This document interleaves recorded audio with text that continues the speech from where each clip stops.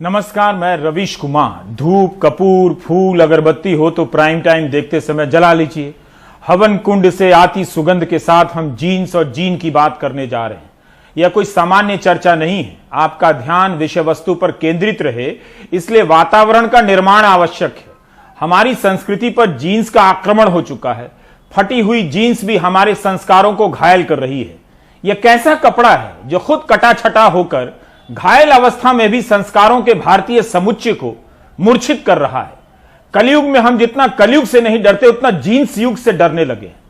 समय समय पर संतों और मुख्यमंत्रियों और अन्य नेताओं ने जीन्स को लेकर विशद विवेचना प्रस्तुत की है। जीन्स ना फटे तो चिंता, ना धुले तो चिंता, और कहीं से कटी फटी हो तो राष्ट्र चिंता। हमारे राजनेताओं की सतर्क निगाहों ने एक पल भी जीन्स की पहरेदारी में कमी नहीं की है। जब जीन्स पूरी होती है तब उभार से संकट में आ जाते हैं, जब जीन्स अधूरी होती है तब उघाड़ से संकट में आ जाते हैं। कपड़े के आर पार देखने की लालसा का संबंध कपड़े से नहीं होता है, नजर से होता है। मेरी इस बात को जब आप लिखकर अपने पर्स में रख लेंगे तब कुछ दिनों बाद समझ पाएंगे। जीन्स ही इस वक्त गंभीर समस्या है, लेकिन उससे भी गंभीर है अशोका यूनिवर्सिटी में जो हुआ। अशोका यूनिवर्सिटी से 2 विद्वानों को इस्तीफा देना पड़ गया है। प्रताप भानु मेहता के इस्तीफे के बाद अरविंद सुब्रमण्यन के इस्तीफे की खबर आई है। इंडियन एक्सप्रेस नामक दैनिक समाचार पत्र की रितिका चोपड़ा ने लिखा है कि प्रताप भानु मेहता के इस्तीफे की परिस्थिति का उल्लेख करते हुए अरविंद सुब्रमण्यन ने इस्तीफा दे दिया है। अरविंद तो Ashoka centre for economic policy के संस्थापक निदेशक रहे हैं। अरविंद सुब्रमण्यन जैसे प्रोफेसर भी हटाए जा सकते हैं या हटने के लिए मजबूर हो सकते हैं, जो भारत के आर्थिक सलाहकार रहे हैं और शानदार आर्थिक सर्वे लिखा है। प्राइवेट यूनिवर्सिटी पर हमला सरकारी यूनिवर्सिटी को खत्म किए जाने के जैसा ही है। हाल ही में शिक्षा मंत्री रमेश पोखरियाल निशंक ने लोकसभा में जवाब दिया कि उच्च शिक्षा के 42 केंद्रीय संस्थानों में 6,704 पद खाली हैं, जिसमें से 75% आरक्षित पद हैं। क्या हम उससे घबराएं? क्या रातों की नींद गायब हुई कि पढ़ाने के लिए कोई टीचर नहीं है? तो आपके बच्चों को कौन पढ़ा रहा होगा? जब तक कुंजी की व्यवस्था है, इस बात से घबराना नहीं है कि क्लासरूम में प्रोफेसर नहीं है। इस बात से भी नहीं घबराना है कि सीटें खाली हैं और आपके पीएचडी किए हुए बच्चे को पढ़ाने की नौकरी नहीं मिल रही है। उस बच्चे के लिए व्हाट्सएप यूनिवर्सिटी की व्यवस्था कर दी गई है। अगर उसमें हिंदू मुस्लिम वाले मीम की जरा भी कमी हो जाए तो चिंता करने की जरूरत है। ऐसे वक्त और समाज में क्या आप अरविंद सुब्रमण्यन का पत्र पढ़ना चाहेंगे जो उन्होंने इस्तीफा देते वक्त लिखा है? अरविंद लिखते हैं कि डियर मालविका, जैसा कि आप जानती हैं, मैं अशोका यूनिवर्सिटी इस मकसद से आया कि छात्रों को पढ़ाऊंगा, आर्थिक नीतियों का एक सेंटर बनाऊंगा ताकि उच्च गुणवत्ता से लैस रिसर्च, विश्लेषण और उसका संप्रेषण हो सके। यूनिवर्सिटी के समर्थन से, खासकर मुख्य ट्रस्टी की वजह से यह सेंटर आकार लेने लगा। कार्यक्रम होने लगे, रिसर्च प्रोजेक्ट लॉन्च हुए, प्रतिभाशाली शोधार्थी की टीम बनी और संसाधन भी जुटने लगे। इस महामारी के कारण जो सीमाएं हैं, उसमें इससे ज्यादा क्या उम्मीद कर सकता था? उत्साह था कि हमने जो दूरगामी लक्ष्य तय किए हैं उनमें से कुछ हासिल किए जा सकेंगे, और मुझे अशोका के प्रतिभाशाली छात्रों और सहयोगियों के साथ काम कर, उन्हें जानकर मजा आने लगा। हालांकि प्रोफेसर प्रताप भानु मेहता के इस्तीफे के पीछे जो परिस्थितियां रही हैं, उससे मैं हिल गया हूं। प्रोफेसर मेहता न सिर्फ मेरे प्यारे मित्र हैं, बल्कि प्रेरित करने वाले एक सच्चे राष्ट्रीय हस्ती भी हैं। मैं उन व्यापक संदर्भों को भी समझता हूं जिसमें अशोका यूनिवर्सिटी और उसके ट्रस्टी को काम करना होता है, और इसकी तारीफ करता हूं कि इसके बीच से यूनिवर्सिटी अभी तक निकलकर आगे ही आई है। लेकिन एक ऐसे व्यक्ति को यूनिवर्सिटी से जाना पड़ रहा है जिसकी निष्ठा, ईमानदारी असंदिग्ध है, जो उच्च कोटि का विद्वान है, जो यूनिवर्सिटी के लक्ष्य को धारण करता है। मैं इस बात से परेशान हो गया हूं। अशोका जैसी प्राइवेट यूनिवर्सिटी जिसमें प्राइवेट पैसा लगा है, वो अकादमिक अभिव्यक्ति और आजादी नहीं दे सकती है। यह तो और भी परेशान करने वाली बात है। इन सब के अलावा अब तो यह भी एक खुला प्रश्न है कि यूनिवर्सिटी अपने मकसद को हासिल करने के लिए कितनी प्रतिबद्ध है। इस वजह से भी मेरे लिए अशोका में बने रहना मुश्किल है। इसलिए बेहद अफसोस और व्यथित मन से मैं अपना इस्तीफा लिख रहा हूं, जो इस अकादमिक वर्ष के बाद प्रभावी होगा। मैं आपको और यूनिवर्सिटी को शुभकामनाएं देता हूं। यूनिवर्सिटी के प्रतिभाशाली छात्रों को भी शुभकामनाएं देता हूं। आपका अरविंद। एक अच्छी यूनिवर्सिटी की हालत यह कर दी गई है जिसके प्रांगण में लिखने बोलने के माहौल का ऐसा हाल होने जा रहा है। अगर यही हाल रहा तो फिर प्राइवेट यूनिवर्सिटी की भी हालत वही होगी जो सरकारी की हो चुकी है। इस खतरे को भांपते हुए अच्छी बात यह है कि अशोका यूनिवर्सिटी की फैकल्टी और छात्रों ने भी चुप्पी नहीं बरती है। उन्होंने यूनिवर्सिटी को पत्र लिखा है, यह बड़ी बात है। सरकारी और सुरक्षित यूनिवर्सिटी के ज्यादातर फैकल्टी चुप हो जाते हैं या चाटुकारिता में लग गए हैं। वहीं एक प्राइवेट यूनिवर्सिटी की फैकल्टी और छात्रों का समूह अपने आवाज को बुलंद कर रहा है, यूनिवर्सिटी को पत्र लिख रहा है। प्रोफेसर मालविका सरकार, vice chancellor, Ashish Dhawan, chairman board of trustee, Ashoka university. Faculty लिखती है कि 16 मार्च को प्रताप भानु मेहता के इस्तीफे ने यूनिवर्सिटी की फैकल्टी को गहरी चिंता में डाल दिया है। यह सिर्फ एक सम्मानित और प्रशंसित सहयोगी के जाने का दुख भर नहीं है, बल्कि उनका जाना अकादमिक स्वतंत्रता और आंतरिक प्रक्रियाओं के प्रति यूनिवर्सिटी की प्रतिबद्धता को लेकर भी सवाल खड़े करता है। मीडिया रिपोर्ट से लगता है कि प्रताप भानु मेहता के इस्तीफे का संबंध पब्लिक इंटेलेक्चुअल के रूप में उनकी भूमिका और सरकार की आलोचना से है। हम इस हालात को लेकर बहुत ज्यादा बेचैन हैं।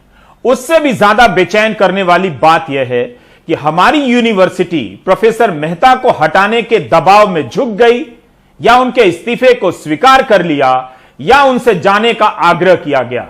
यह उन आदर्शों के खिलाफ है जिसे लेकर यूनिवर्सिटी बनाई गई थी।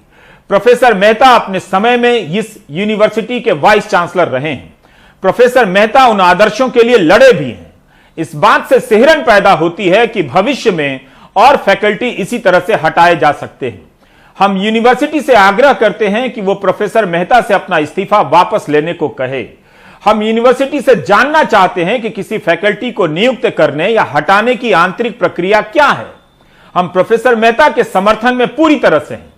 हम उन प्रोफेसरों और रिसर्चरों के साथ भी हैं जिन्होंने अपनी नौकरी दांव पर लगाकर बोलने का जोखिम उठाया है।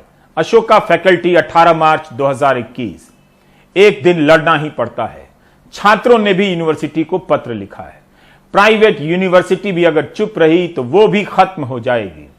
आप सोचिए, इतनी महंगी फीस देकर आप अपने बच्चे के लिए एक अच्छी यूनिवर्सिटी का चुनाव करते हैं और वहां एडमिशन लेने के बाद किसी बड़े प्रोफेसर को सरकार के दबाव में कथित रूप से हटा दिया जाए तो क्या यह अच्छा है?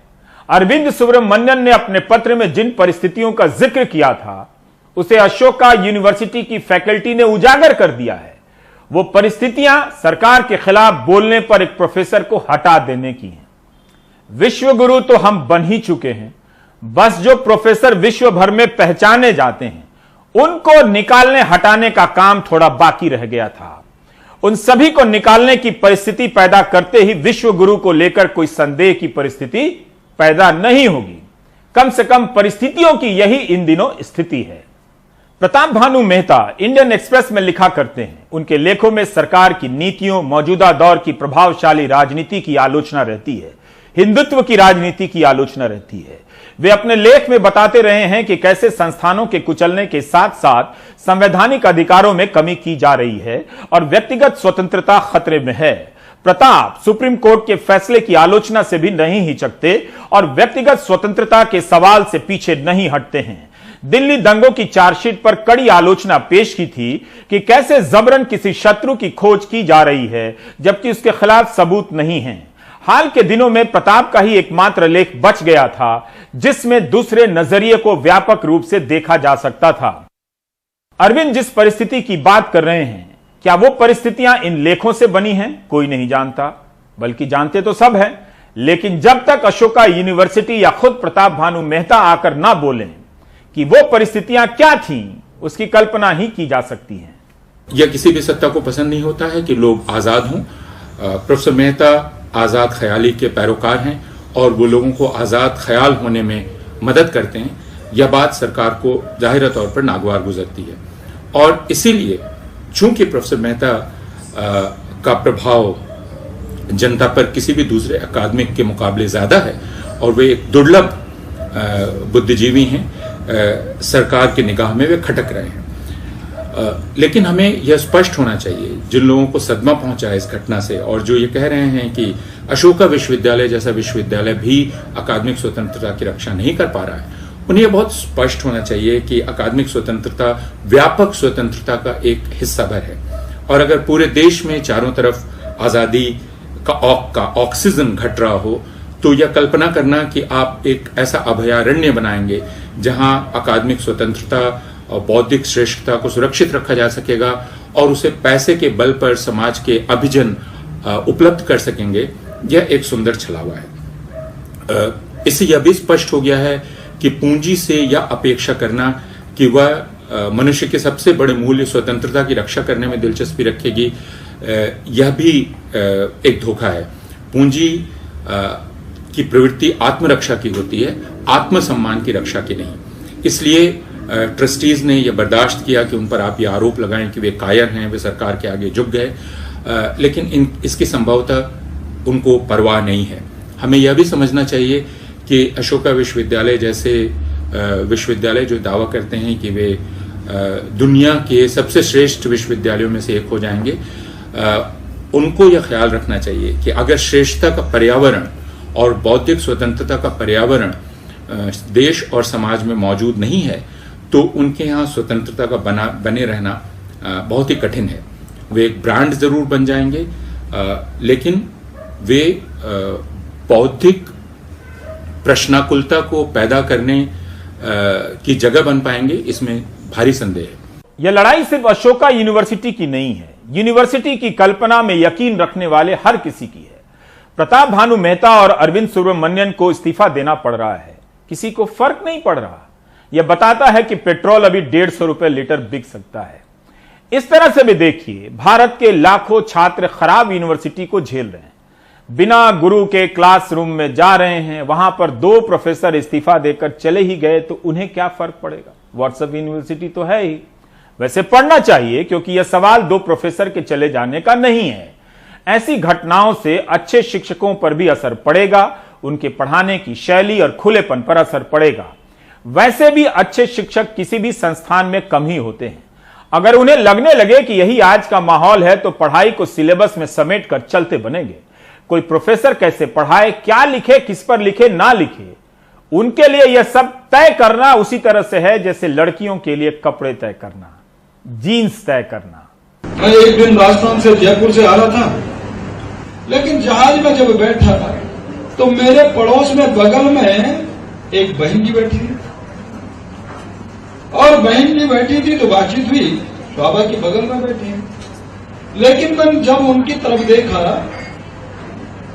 तो नीचे गमबूट थे, जब और ऊपर देखा तो घुटने फटे थे, हाथ देखे तो कई कड़े थे। लेकिन जब ये घुटने देखे, बच्चे 2 साथ में उनके थे। मैं कहा, बहन जी कहां जाना है? दिल्ली जाना है। हस्बैंड कहां है? जीएनयू में प्रोफेसर है। तुम क्या करती हो? मैं एक एनजीओ चलाती हूं।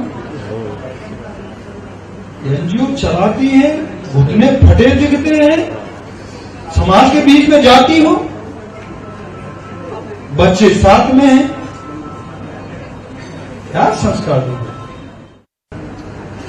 आज ये जिस तरह का भौतिकवाद की चकाचौंध में आज का यहां का नौजवान, और नौजवान ही नहीं तो युवतियां भी भाग रही हैं उस होड़ में, उस दौड़ में, और जो उन्होंने देखा वही करने लगते हैं, जो सुना, जो देखा। मुख्यमंत्री तीरथ सिंह रावत कहते हैं कि लड़कियां भी कम नहीं है, घुटने दिखा रही हैं। क्या यह अच्छी बात? उनके शब्द हैं, यह सवाल ही गलत बात है। संघ के लोग हाफ पैंट में शाखा में जाते रहे हैं, वो भी तो घुटने के ऊपर होती है। अब भले ही फुल पैंट का चलन शुरू हुआ है, लेकिन हाफ पैंट गायब तो नहीं हुआ। ऐसा भी तो नहीं है किसका घुटना दिख सकता है और किसका नहीं, इसका फैसला घुटने के हिसाब से नहीं होना चाहिए, दिमाग से और नजर से होनी चाहिए। जीन्स लड़के भी तो पहनते हैं। ट्विटर पर लड़कों ने अपनी फटी हुई स्टाइल वाली जीन्स की अनेक तस्वीरें डाल दी हैं, लड़कियां भी डालने लगी हैं। हमारे नेताओं के बयान से अच्छी और संस्कारी लड़कियों की कल्पना तो नजर आती है, संस्कारी लड़कों की कल्पनाओं का पता नहीं चलता। तीरथ सिंह रावत के बयान में एक और बात है, वे जीन्स पहनने वाली लड़कियों की तुलना एनजीओ सेक्टर की महिलाओं से करते हैं।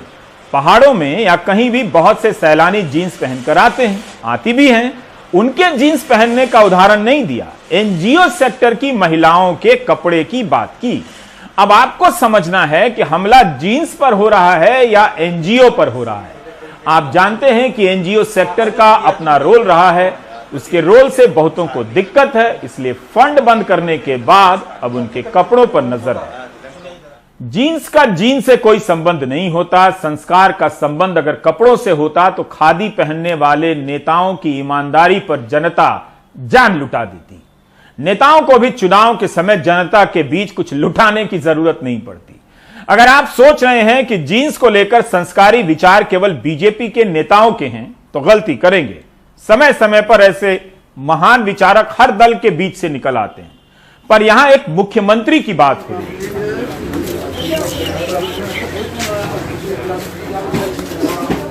इस मंडी में जगह जगह टंगी जीन्स को क्या मालूम कि मुख्यमंत्री की निगाह कुछ और है। वो तो बस दीवार पर टंगी है किसी खरीदार के इंतजार में। कपड़े से पतलून बनने और बनने के बाद बिकने की प्रक्रिया में इस जीन्स के कारण कितने हजार लोग रोजगार पाते हैं। महामारी के दौर में खरीदार भले ही कम नजर आ रहे हैं, मगर हर दुकान में फटी हुई जीन्स की भरमार। जो कपड़ा फटा हुआ है उससे क्या घबराना। ऐसा नहीं है कि कैंची ली और काट छाट कर फटी हुई जीन्स बना दी। इसमें भी दिमाग लगता है, डिजाइन लगती है। यहां भांति भांति की जीन्स महज फैशन के लिहाज से टंगी है, लेकिन तीरथ सिंह रावत की नजर से देखें तो ये सभी अपराधी की तरह नजर आने लगेंगे। पतलून की टांगों में अनगिनत छिद्रों से किसी संस्कृति पर हमला नहीं होता है। इस लिहाज से कहीं किसी दिन लोग लुंगी के पीछे ना पड़ जाएं। अगर आप श्रम और लिहाज के हिसाब से जीन्स के कारोबार को देखें तो पता चलेगा कि दिल्ली, बागपत, फरीदाबाद जैसे शहरों में जीन्स ने कितनों को काम दिया है। भले ही यह बीजेपी के नेताओं के लिए वस्त्र से ज्यादा पतित विचार हो, लेकिन यहां तो जीन्स केवल रोजगार है। मेहनत करने वाले लोग भी जीन्स पहनते हैं। धुलाई से लेकर ढुलाई की इसकी लंबी प्रक्रिया उद्योग की खूबसूरत संस्कृति बनाती है, ना कि सीएम साहब के हिसाब से घुटने दिखाती है। माँ बाप अपने बच्चों के लिए बड़े शौक से जीन्स खरीदते हैं। भारत की कंपनियां डेनिम का निर्यात करती हैं। अरविंद मिल्स का नाम इसी वजह से है। इसी को समझना है कि हमारे युवाओं की जिंदगी बर्बाद हो रही है। यूनिवर्सिटी अच्छी नहीं है, नौकरी नहीं मिल रही, तो कारण बता दो कि युवा जीन्स के कारण बर्बाद हो रहे हैं। हमारे नेता बर्बादी का कारण युवाओं में ढूंढ लाते हैं, उनमें नहीं मिलता तो उनके कपड़ों में खोज लाते हैं। जीन्स की वैरायटी बहुत सारी है, प्लेन जीन्स भी है और फंकी भी है, लेकिन आज के समय फंकी जीन्स की डिमांड है। ऑल ओवर इंडिया में आप देखेंगे तो फंकी जीन्स और फंकी जीन्स ही है सभी जगह। तो मैं तो स्पेशली कहना चाहूँगा, और ऐसा नहीं है, कुछ लोगों ने, मैंने सुना है, ऑब्जेक्शन भी आया है कि भाई फंकी जीन्स लड़कियों को नहीं पहननी चाहिए, ये ऐसा है, ये मेंटलिटी है, सिर्फ उनकी अपनी पर्सनल मेंटलिटी है। अगर आप यूथ से जानकारी लेना चाहेंगे तो यूथ भी कहता है कि जी हमें तो फंकी जीन्स पसंद है। फंकी जीन्स का मैं बताता हूँ इतना ट्रेंड है कि हम उनकी डिमांड पूरी करते करते पूरी नहीं कर पाते हैं। इतनी डिमांड आज की डेट में है फंकी जीन्स की। ये भी डबल बेल्ट में माल है, हैवी निटेड का फैब्रिक है, बेसिक में माल आएगा विद डैमेजिंग। ये कौन कौन पहन लेता है? कॉलेज वाले पहनते भी है? ये सब कॉलेज में और अपना जितने भी नॉर्मल लोग पहनते हैं उसमें सब चल जाता है। ये इसके अंदर ही ब्रांड वगैरह बन जाती है हमारी। आप देखो कितना, आप इसको हाथ लगा के देखो फैब्रिक में, कितना बेस्ट फैब्रिक है, कितनी सारी वेरायटी है। ये सारी वेरायटी और रोज अपडेट होता है आइटम हमारे पास। ये हमारे पास है स्टोन वर्क, ये स्टोन वर्क है, इधर डैमेजिंग आ गया है, इधर पैच वर्क आ गया है, इधर वाइट आ गया है, वाइट के साथ ब्लैक भी है। सब आप जो कहोगे आपको यहाँ पे वो मिल जाएगा। उत्तराखंड की लड़कियां इस बयान से कितनी खुश होंगी वही बता सकती हैं। आप देखेंगे लड़के घुटनों तक के कपड़े पहन के या किसी भी हालत में सड़कों पे घूमे, उनसे कोई कुछ नहीं कहता, लेकिन लड़कियों को रिप्ड जीन्स तक पहनने में सीधे उनके कैरेक्टर पे उंगलियां उठाई जाती हैं। आपको दिक्कत क्या है लड़कियों के रिप्ड जीन्स पहनने से? दिक्कत ये है कि जो पुरुष हैं उनकी आंखें हैं। आपको समाज में या लड़कों को एजुकेट करने की जगह कि आप किसी औरत का रिस्पेक्ट करिए, ये करने की जगह आप उसे उल्टा ऑब्जेक्टिफाई कर रहे हैं।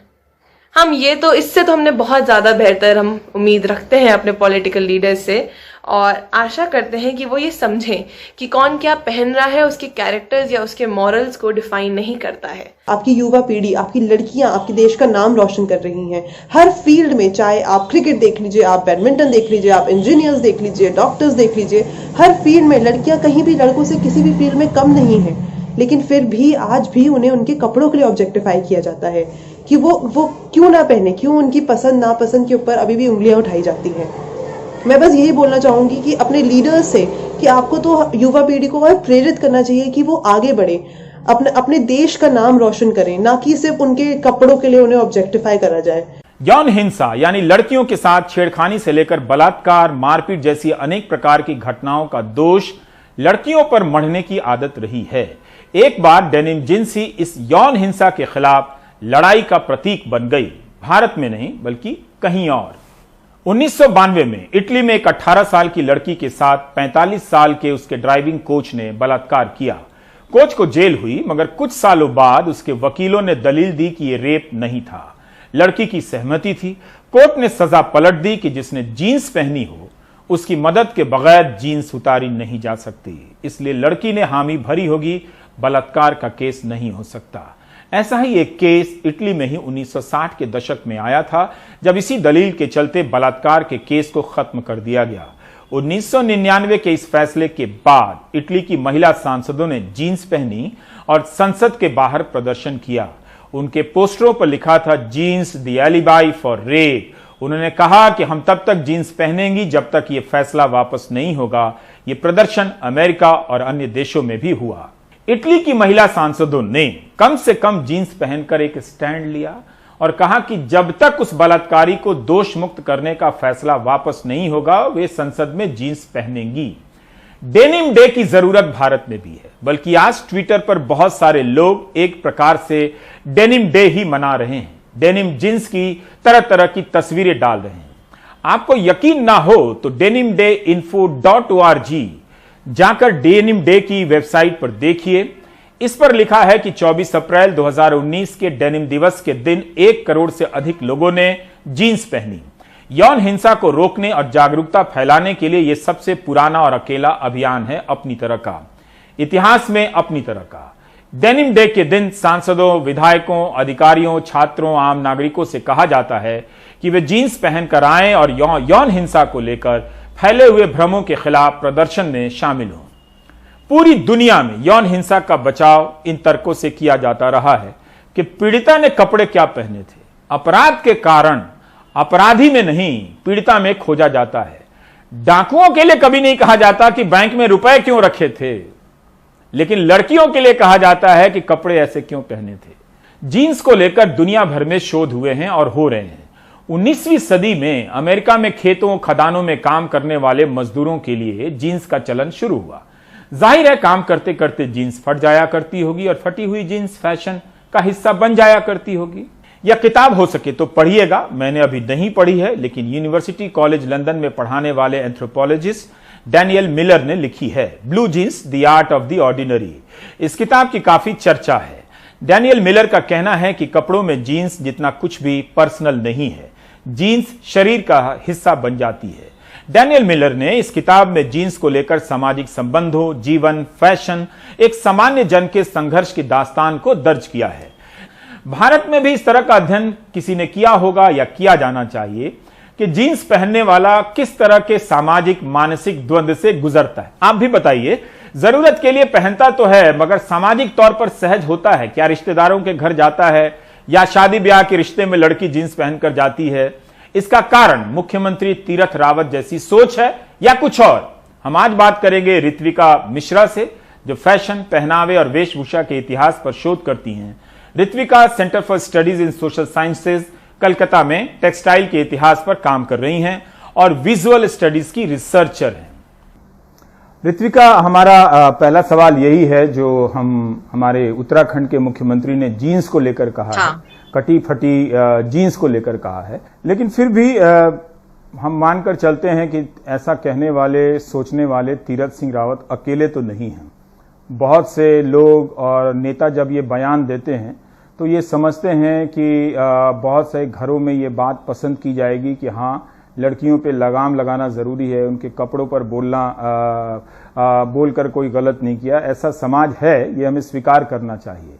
लेकिन फिर भी आप अपने रिसर्च के एक्सपीरियंस से, अपने अनुभव से, ऐसे समाज से अगर आपको संवाद करना हो तो कैसे बात करेंगे आप? देखिए, हमें इस बारे में अगर बात करना है तो फंडामेंटल्स में जाना चाहिए, सोचना चाहिए कि कपड़े होते हैं किस लिए। और अगर हम हिस्ट्री में देखें तो हर टाइम कपड़ों का, पोशाक का, फैशन का, ड्रेस का एवोल्यूशन हुआ है कोई एक कारण के वजह से। आज जो हमें शालीन लगता है, कुछ हजारों साल पहले वही स्टैंडर्ड था, नॉर्म था। इंडिया के बारे में अगर हम बात करें तो यहाँ एक ट्रॉपिकल कंट्री है, यहाँ गर्मी होती है, लोग बाहर काम करते थे। ब्लाउज जो पहनते हैं, पेटीकोट पहनते हैं, आज हम साड़ी पहनते हैं। ब्लाउज पेटीकोट यहाँ के औरत नहीं पहनते थे उतना। अगर आप मूर्तियां देखे, स्कल्पचर्स देखे, they are mostly bare breasted, jewellery थे। क्यों पहनते, उसका एक लॉजिकल कारण था। एवोल्यूशन होता है, मॉरलिटी चेंज होती है, इन्फ्लुएंसेस आते हैं। ब्रिटिशर्स आए तो उनका एक बहुत ज्यादा इन्फ्लुएंस अभी जो है कॉलोनियल इन्फ्लुएंसेस, कॉलोनियल मॉरलिटी के हिसाब से हम अभी भी चल रहे हैं। 19th सेंचुरी में टैगोर फैमिली की ज्ञानदा नंदिनी जो थी, वो एक बार एक क्लब में जा रही थी, यूरोपियन क्लब में, एंड ब्लाउज पहना नहीं था हमारे यहाँ पे। सो साड़ी को उन्होंने सिर्फ साड़ी पहनी थी रैप करके, और उनको नहीं अंदर जाने दिया गया क्योंकि वो उस जमाने के हिसाब से, मोरालिटी के हिसाब से वो अच्छा नहीं था। वो कोड ऑफ कॉन्डक्ट फॉलो नहीं कर रही थी। उन्होंने कुछ बदलाव लाए फैशन में, इन्फ्लुएंसेस को लेकर, जिसके हिसाब से आज हम साड़ी पहनते हैं, ब्लाउज पहनते हैं, पेटीकोट पहनते हैं। तो ये जो हम मॉडर्न कहते हैं, ट्रेडिशन कहते हैं, इसका जो डेफिनेशन है ये क्या है, हमें सोचना चाहिए। क्या किसी एक पोशाक को ये डिफाइन कर देना कि ये मॉडर्न है, ये शालीन है, ये राइट है या नहीं। दीज आर फंडामेंटल्स जो जिसके बारे में हम बात नहीं करते, लोगों को पता नहीं चलता है। पर हर घर में, हर स्कूल में, कॉलेज में अगर आपको कोई एक पोशाक के बारे में पूछे कि ये मॉडर्न है, ये क्यों है, क्योंकि हम देखते हैं ये मॉडर्न, मुझे लगता है ये सब बारे में हम ज्यादा बात नहीं करते। हम जस्ट एडवर्टाइजमेंट देख लेते, टैग्स देख लेते, ये ऐसा है। इसीलिए ये लोग जो ऐसे नारे लगाते हैं कि महिला को ये नहीं पहनना चाहिए, रिप जीन्स अगर पहनो तो ये नहीं होगा, वो नहीं होगा, उनको तो भी हमें रिस्पॉन्सिबिलिटी है कि हम उनको समझाएं, उनके साथ कन्फ्रंटेशन करें, कॉन्वर्सेशन करें, और एक कॉन्वर्सेशन की जगह हम पहुंचे। बात ठीक है। एक सवाल और है कि हमने अभी डेनिम डे की बात की कि कैसे यौन हिंसा के खिलाफ जो डेनिम है वो एक विरोध का प्रतीक बन जाती है कि लोग यौन हिंसा के खिलाफ लड़ रहे हैं तो डेनिम पहन रहे हैं। यहाँ कहा जा रहा है कि आप डेनिम पहन रहे हैं तो यौन हिंसा को आप आमंत्रित कर रहे हैं, आप ही कसूरवार हैं, और इसी के खिलाफ वो कपड़ा एक प्रतीक बनता है। कई जगह हम देखते हैं कि लोग कपड़े उतार देते हैं प्रदर्शन करने के लिए, अपनी बात को पहचान रखने के लिए। तो मैं थोड़ा इस संदर्भ में जानना चाहता हूं कि कैसे कपड़ा, मतलब अलग अलग कुछ उदाहरण दे सकें कि प्रोटेस्ट का सिंबल बनता है और हमारे नजरिए को, जो समाज का जो कन्फर्म व्यू है, उसको चैलेंज करता है।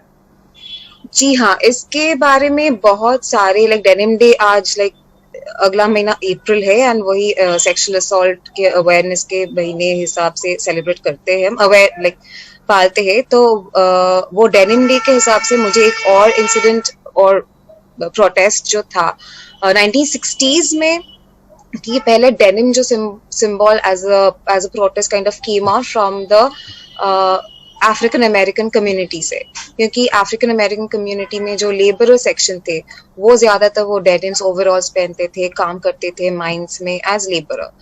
तो सिविल राइट्स के बाद में ये मूवमेंट चालू हुआ कि डेनिम को एक कह सके कि लो काइंड ऑफ स्टैंडर्ड फैशन या गारमेंट जैसे दिखाया जाता था।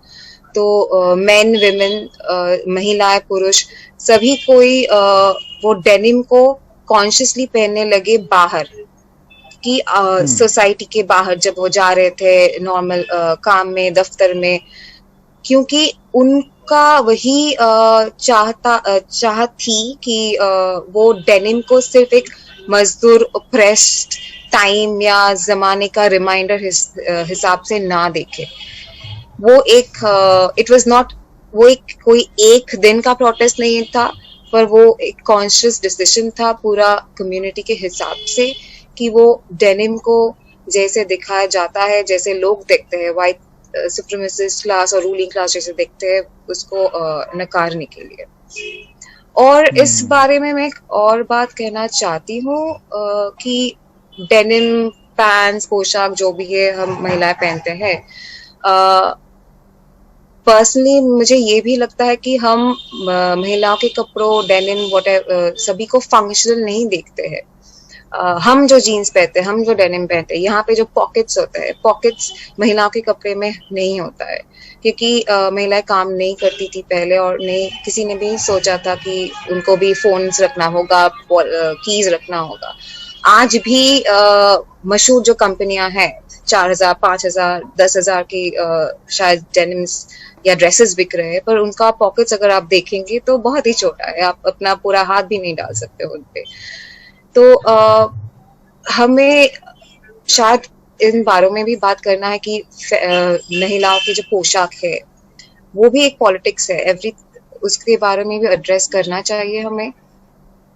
और जैसी तीरथ सिंह रावत जैसे एक नहीं कई है, हमारे घर में है, बाहर है, ऑफिस में है, कॉलीग सभी है, बिल्कुल उनको भी कन्फ्रंट करना चाहिए, कॉन्वर्सेशन करना चाहिए उनके साथ, बताना चाहिए और फंडामेंटल्स पे जाना चाहिए कि जो हम जो ट्रेडिशन, मॉडर्न, ऐसा जो लेबल हम लगा देते हैं वैसा नहीं है। और मेरा काबिलियत किसी काम पे भी, मैं घर पे रहूं, मैं ऑफिस में जाऊं, मैं गार्डनिंग करूं, उसके साथ मेरी पोशाक से मैं क्या पहनूं ना पहनूं उसका कोई जोक संजोग नहीं है।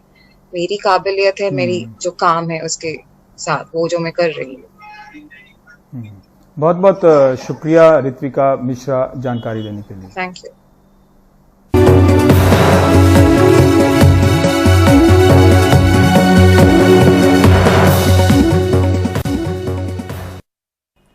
आज भारतीय जीवन बीमा के 1.25 लाख कर्मचारियों ने हड़ताल की। वे बीमा में विदेशी निवेश का दायरा बढ़ाए जाने के खिलाफ हैं और LIC के IPO लाए जाने के खिलाफ हैं। हिमांशु ने उनसे बात की। ये जो एक दिन की स्ट्राइक है, इसके जरिए आप क्या मैसेज देना चाहते हैं? मैसेज ये देना चाहते हैं कि जो गवर्नमेंट ऑफ इंडिया ने अभी जो LIC के अंदर IPO लाने का बात की है, उसके विरोध में हमने आज एक दिन का हड़ताल किया है। हमने इसके विरोध में भी किया है कि जो FDI को 49 to 75%, आज 49 to 74% जो पार्लियामेंट के अंदर आज प्लेस भी किया है अडॉप्शन के लिए, उसका हमने विरोध किया है। हम इस बात का भी विरोध कर रहे हैं कि जो निजीकरण करने की बात की है 2 बैंकों की और एक जनरल इंश्योरेंस की कंपनी को, उसके विरोध में हम कर रहे हैं। और इस डिमांड के साथ कि पिछले 44 महीने से हमारा जो चार्टर ऑफ डिमांड्स है वेजिस का, वो अभी तक पेंडिंग है, स्टिल पेंडिंग है, वो जल्दी सेटल किया जाए। वेजिस का भी एक इशू है। तो आज कितने एम्प्लॉयज़ जो है वो स्ट्राइक पे हैं रविंदर जी? आज हमारा जो है करीब 1.25 लाख हमारे पूरे हिंदुस्तान भर के अंदर सारे कर्मचारी है, जिसके अंदर 1.25 लाख के लगभग, जिसके अंदर हमारे क्लास 1 ऑफिसर्स हैं फेडरेशन, क्लास 2 फेडरेशन और क्लास 3 फेडरेशन और ऑल इंडिया इंश्योरेंस एम्प्लॉयशन, जो कि 90% हमारा जो है total India all over India हमारा जो रिप्रेजेंटेटिव हम करते हैं। IPO को लेकर क्या चिंता है LIC के एम्प्लॉयज़ की, जिसकी वजह से आप स्ट्राइक कर रहे हैं? LIC जो है, सबसे बड़ा बात यह है कि भारत के लोगों का विश्वास है, और विश्वास कहीं ना कहीं IPO आने से डगमगा रहा है। इसके कारण हम लोग काफ़ी चिंतित हैं कि जो 1956 से जो विश्वास बना हुआ लोगों का, उसका प्रतीक है LIC, और उसमें कहीं ना कहीं सरकार जो है प्राइवेट या अदर्स दूसरे जो काम जो कर रही है, उनका विश्वास डगमगा रहा है। जो FDI के खिलाफ जो आपका विरोध है, उसको लेकर क्या चिंता है? सर, FDI ही एकमात्र जरिया नहीं है। जरिया अच्छा ये होना चाहिए कि हमारे पास जो हमारे गवर्नमेंट ऑर्गेनाइजेशन है उसको हम कैसे मजबूत बनाएं, ना कि एफडीआई कर कहीं ना कहीं हम प्राइवेटाइजेशन के तौर उठाया हुआ या पहला कदम लोग मानते हैं, और ये कहीं ना कहीं विश्वास को ख़त्म करता है भारत के लोगों को कि भाई हमारा पैसा जो हम कमा रहे हैं वो हमारे देश में रोटेट नहीं होकर बाहर चला जाएगा। इसलिए हम सारे जॉइंट फोरम पर इकट्ठा होकर सरकार की इस नीति का विरोध करने आए हैं।